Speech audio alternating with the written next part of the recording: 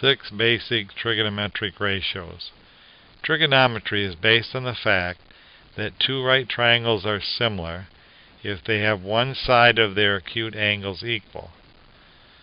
So they're similar if they have one of their acute angles equal.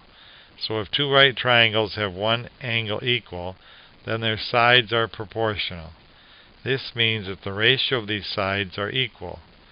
It's the ratio of these sides that make up the 6 basic trigonometric ratios. Now you can see in the picture we've labeled our triangle with sides A, B, and C, and the angle is theta. And the right angle is the one down the left-hand corner. So the sine of theta is defined to be the opposite over the hypotenuse. Now in this right triangle, C is the hypotenuse, and A would be the side opposite theta, so it would be A over C. And that ratio is always the same for any right triangle that has theta for an angle. The cosine is defined to be the adjacent over the hypotenuse. So B is adjacent to theta, C is the hypotenuse, the side opposite the right angle, so you get B over C. The tangent of theta is defined to be the opposite over the adjacent, so that would be A over B. The cosecant is the hypotenuse over the opposite, so the hypotenuse is C, the side opposite theta is A. Now if you notice, the sine and the cosecant are just reciprocals of each other. Then there's the secant of theta. It's the hypotenuse over the adjacent, so it's C over B, or the cosine and the secant are reciprocals of each other.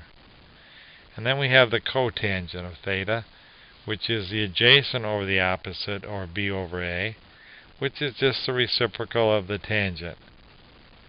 These ratios need to be memorized now. Don't wait until later. We will be using them in nearly every problem. Solving right triangles. Example 1. Find the missing sides and angle in triangle ABC, where angle C is the right angle, angle A equals 32 degrees, and side AB equals 24. Solution. Always make a drawing with the given information.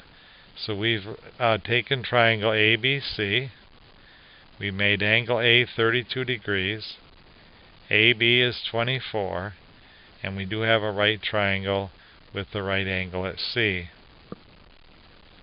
Now what we'd like to do is find the missing sides and angles. So if we take the sine of 32, and remember the sine of 32 is the opposite, which is A, over the hypotenuse, which is 24. So now we have an equation with one variable in it, so we can find that. We multiply both sides by 24, and then using our calculator, we multiply 24 times the sine of 32. Now you just have to be careful with your calculator here, that you're in the right mode. So press mode and check to see that angle degrees are highlighted. And if they are, then you're all set, and if they're not, then change it over to highlight degrees. And then when you use your calculator, you get 12.7. Will be one place more accurate than the given data. So it was given to this single whole number, so we're going to go to the nearest 1/10.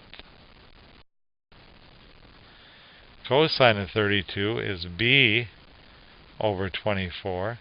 So 24 times the cosine of 32 in your calculator, and B turns out to be 20.4. Now we need to find an angle. Well, the only missing angle is angle B, and since all the angles are right of any triangle add up to 180, and since this is a right triangle, one of them already is 90, so there's only 90 left for the other two.